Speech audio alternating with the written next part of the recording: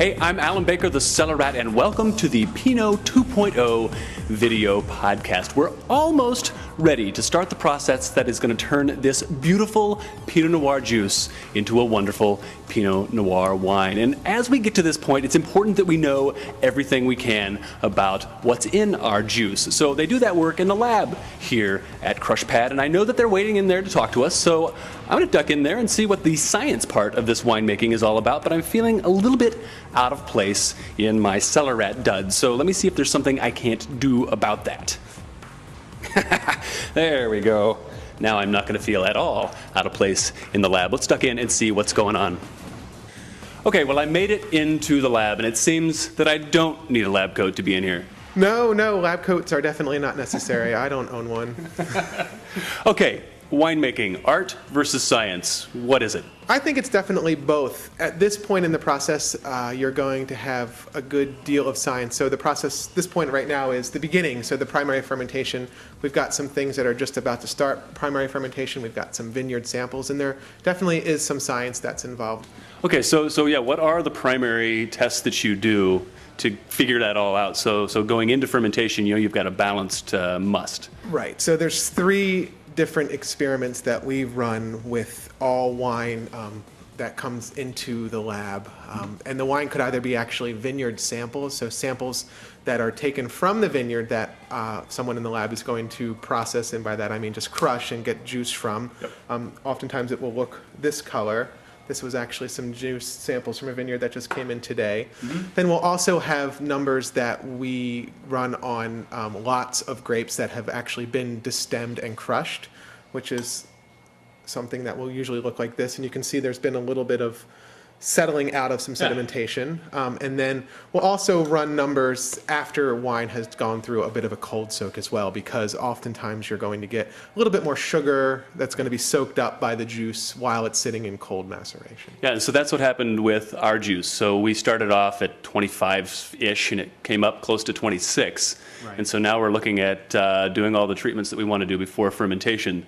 So you did that using what gear do you actually employ to do this? Well, it's pretty simple ultimately. To measure bricks, we use a refractometer. Mm-hmm. So this is basically nothing more than physics, and there's a prism inside this little lens, and basically you have light that's shined through, and based on how much the light is bent, that can tell you exactly how much sugar is in the solution that is on top of the prism. Okay.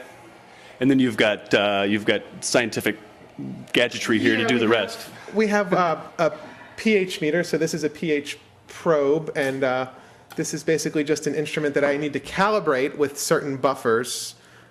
So we set a range of all this. We set a range for this machine that says, this is what we can tell you for certain. This is what pH 4 is with this liquid, and we can tell you for certain what pH 7 is with this liquid. And so once we calibrate the machine, then we can easily run all the pHs for wine after wine, or wine sample after wine sample quickly.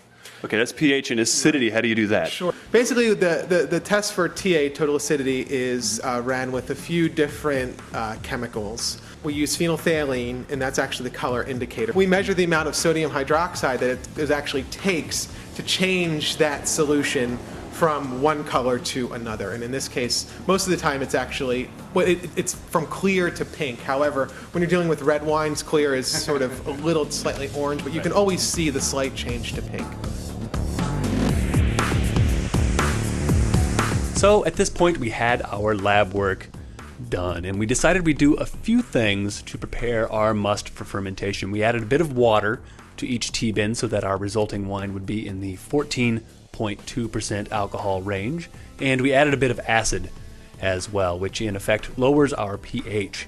Having a wine that is out of balance with a high pH is likely to give you a finished wine that seems flat or even flabby, and that is definitely not what we're going for. And what you're looking at here is the preparation of the yeast culture to inoculate one of those batches of wine. I was going to inoculate both bins with cultured yeast to play it safe, but some of the Rat Pack group were very interested in what is called a natural yeast fermentation. Basically, it ferments with whatever yeast are on the grapes when they come into the winery, or whatever yeast they get from within the winery. So we decided to let one bin take off on its own and to inoculate the other after that natural fermentation got started. For the cultured yeast, I decided to go with the yeast that one rat packer said sounded like it was the address of a German proctologist, and we used Assmannshausen AMH, which is a yeast that is supposed to enhance the spicy characteristics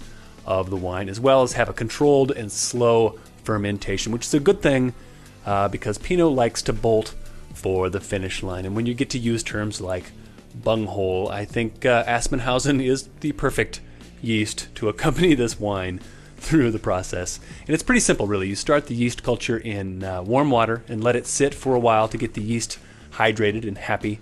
We also added some food for the yeast called Go Firm, which will help get the culture established. And then after 20 minutes or more, you add that culture to the must. And then you wait. So we will leave the happy little yeasties swimming in their new home and check back tomorrow, when we'll likely need to figure out a way to boost the temperature a bit to help kick things into high gear. You can find out more about the Pinot 2.0 project and this wine if you're interested in getting your hands on some at cellarrat.org. I'm Alan Baker, the Cellar Rat, and I will be back with you soon.